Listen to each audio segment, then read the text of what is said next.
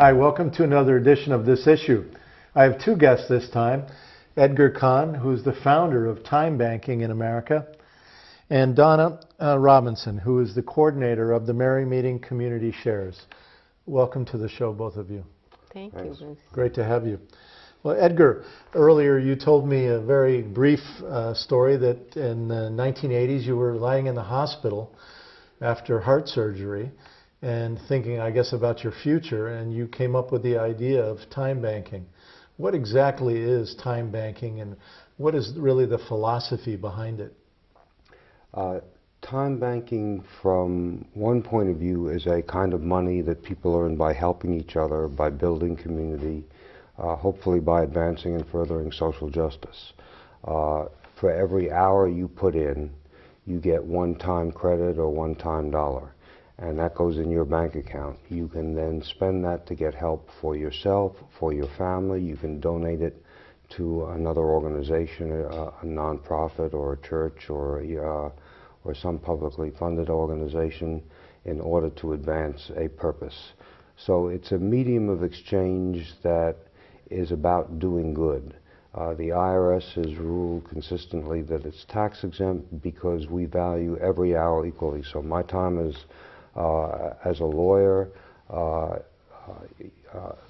time of somebody doing gardening, the time of a teenager teaching other kids math, all of those hours are equal, and so we've avoided commercial pricing, and it's not backed by a legal obligation of I can't sue you on a time dollar debt. It's a moral obligation, and so the IRS says we don't acknowledge the existence of moral obligation, so we can't tax something that doesn't exist. It's used to build community. It's used to provide support for seniors who might otherwise have to go into nursing home. It's being used to keep juveniles who otherwise would go into detention in community. It's used for people returning from prison. It's used for families that have kids who are bipolar and autistic. So the range of uses is as creative as people want to be, and Community Shares has been as creative as anybody in that. It sounds like you got your start working for Robert F. Kennedy. Tell us that story, how you got involved in this kind of work. My first job out of Yale Law School was at the Justice Department, and I was assigned to start working on the drafting of what was called the Economic Opportunity Act, that others know as the War on Poverty. And that was sort of the middle also of the Civil Rights Movement, and the War on Poverty was an attempt to say, how do we move from inequality to opportunity for all? So I feel like I've been doing the same, and that was maximum feasible participation, and this is another form of maximum feasible participation. So I feel like I've been doing the same thing in certain ways for decades. He then asked me if I would work for his brother-in-law, Sergeant Shriver, who headed the War on Poverty. And so I went over there and we launched Legal Services, but we also launched VISTA and the Job Corps and Community Action, because it was really an attempt to say programs alone can't do the job. If we can't enlist the community as partners, if we can't engage people, many of whom the market excluded, whether because of race or age or disability, how do we open up opportunity for all, and how do we build the kind of community we want? And I think we're returning to a vision that says maybe those ideals are worth struggling to make real again. Today we have 45 states that are in fiscal crisis, and we see in our state, like many, cutbacks in not only education funding but also many social programs. And so this idea of community shares or time banking is really kind of, I think, an important filler, if you will, at this time. Would you say something about that connection? We've made partnerships between time banks and the agencies which are suffering the cutbacks but are still funded to address critical social problems.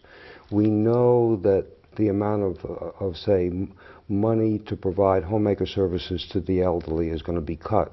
But that doesn't mean the answer is nursing homes.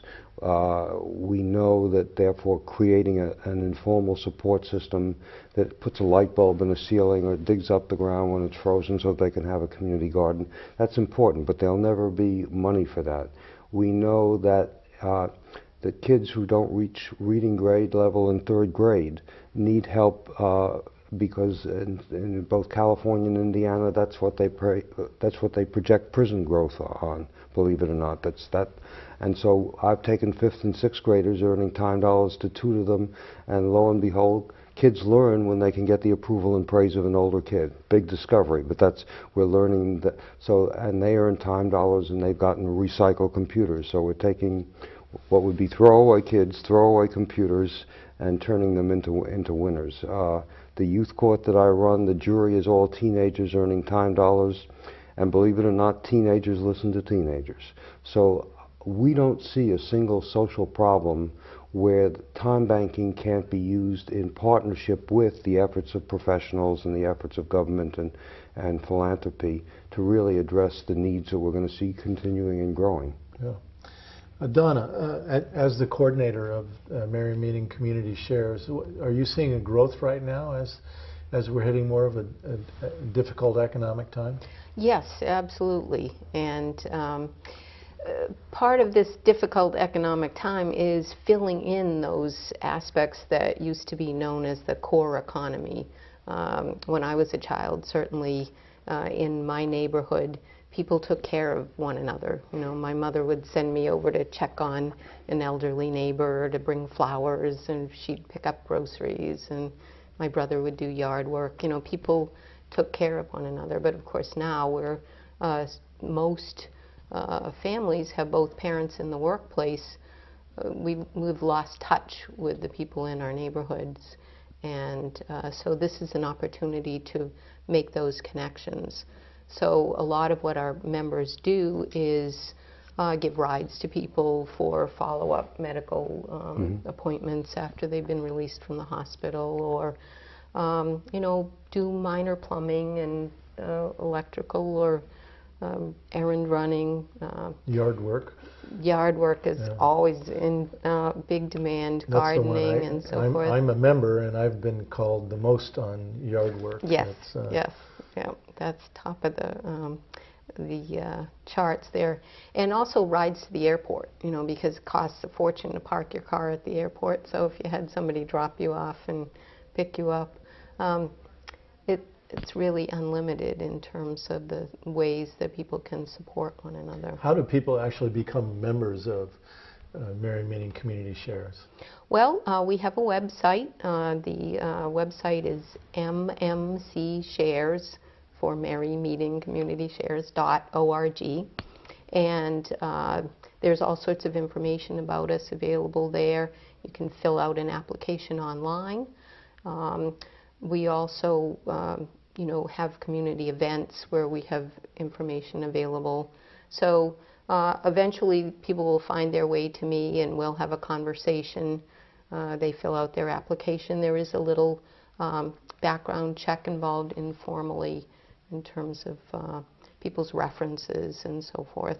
Although I thought it was really amusing, we were up in Augusta yesterday where Edgar was giving the keynote address at a conference called Making Ends Meet. And he said, we welcome people into our homes just by opening the yellow pages and seeing them listed there. But there is concern about having people come into your home through an organization like this. So we do, you know, do a little checking. Then we sit down together and have a conversation about the skills that people have that they'd like to share, and the services that they would like to avail themselves of, and get them set up in the computer. There is a database that tracks all of this, and once you're a member, you have access to that database. And what is the area that Marion Meeting Community Shares serves here? Well, it's unlimited. We actually have people who are seasonal, who only participate when they're here in the warm weather. But primarily it runs from Freeport north northeast to Damariscotta, and